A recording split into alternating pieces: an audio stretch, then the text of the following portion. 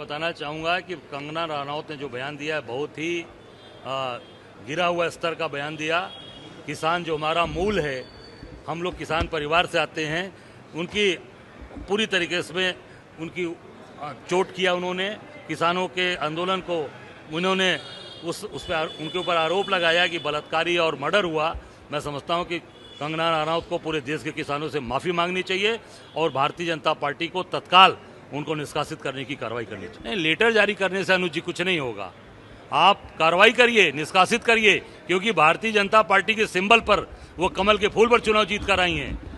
बयान अलग से नहीं, आप उनके ऊपर कार्रवाई करिए, निष्कासित करिए, नहीं तो देश का किसान भारतीय जनता पार्टी को आने वाले समय में निश्चित तौर से इसका जवाब देगा। नहीं, ये सीएम योगी का यही फार्मूला आपको यह रह नहीं गया, क्योंकि काम तो करना नहीं, रोजगार दे नहीं पाए, काम कर नहीं पाए।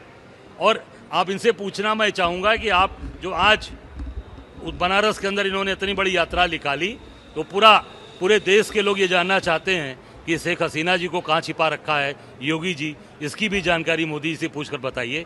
असलियत जनता के सामने आना चाहिए, जनता जाने। और इनको पूरी तरीके से ये बड़ी बड़ी बात बोलते हैं पर असलियत पर नहीं आते। नहीं, निश्चित तौर से जो भी इसमें शामिल है उसके खिलाफ कठोरतम कार्रवाई होनी चाहिए, चाहे किसी प्रदेश के अंदर हो, चाहे बंगाल हो, चाहे बिहार हो, चाहे यूपी हो, चाहे अभी फर्रुखाबाद की घटना हो, चाहे अयोध्या की घटना घटी हो, चाहे वो आगरा की घटना हो, जहाँ भी घटना है कठोरतम कार्रवाई होनी चाहिए।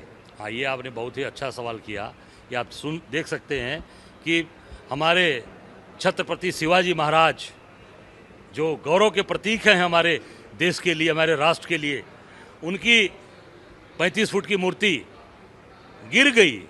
सोचिए आप, ये भ्रष्टाचार चरम पर है।